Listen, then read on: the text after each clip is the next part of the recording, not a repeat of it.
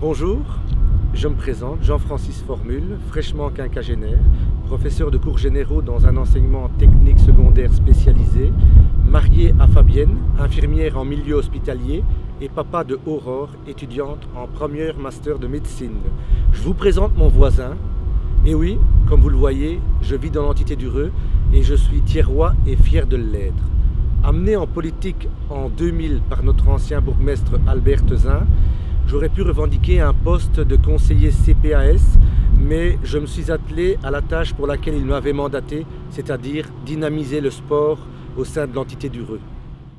C'est donc en juin 2000 que nous avons pu organiser la première édition de la journée sportive des Ascenseurs de Thieux avec un comité d'une trentaine de bénévoles entièrement dévoués et à qui je suis entièrement reconnaissant également.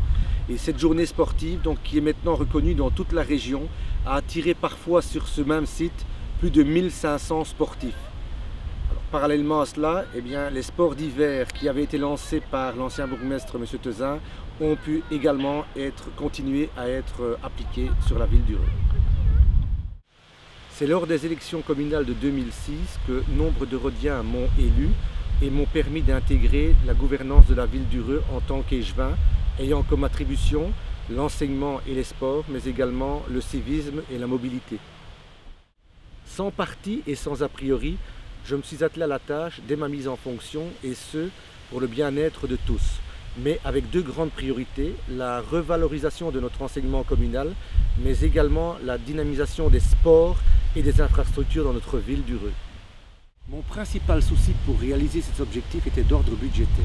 Et c'est donc dans la recherche de subsides via la région wallonne ou via certaines actions lancées par certains cabinets ministériels que je me suis attelé afin de ne pas mettre à mal les finances de la ville. Et certains projets se sont réalisés, d'autres vont se réaliser sous peu avec une subvention de 85% de la région. Alors comme vous pouvez le voir, cette zone de Thieux donc, qui a été terminée en appelle deux autres sur Mignot et sur Ville-sur-Indre. Bien évidemment, nos enfants et nos jeunes méritaient ces zones multisports qui fleurissaient un peu partout autour de notre entité. Mais c'est d'un complexe omnisport dont ils rêvaient. C'est un outil sportif exceptionnel qui dotera la ville d'un grand plateau de sport de 1200 m², mais également de 2 dojos avec parquet et tatami pour tout ce qui est sport de combat et danse. L'endroit exceptionnel de 8 hectares, acquis pour l'euro symbolique auprès de Holcim, permettra certainement des extensions futures. Les canaux étant si proches, des activités nautiques pourront sans doute s'y dérouler.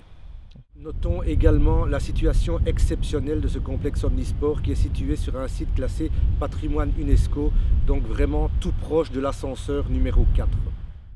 Et parallèlement à la construction de ce complexe omnisport, le site de football de la rue des Arbalestriers au Reux sera également remis à neuf avec une subsidiation de 75% de la région wallonne. Quant à l'enseignement, c'est la dynamisation de l'apprentissage des langues et de l'informatique qui ont été mes principaux objectifs, avec pour les langues de l'apprentissage dès la maternelle, et ce à raison d'au moins 1 heure semaine dans tous les établissements de l'entité.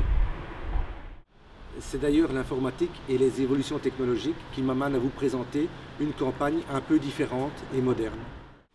Finalement, j'espère avoir répondu à toutes vos attentes lors de ce mandat qui arrive à son terme, et je m'engage à rester à votre disposition et à vous représenter donc, pour les futures élections du 14 octobre pour un éventuel nouveau mandat.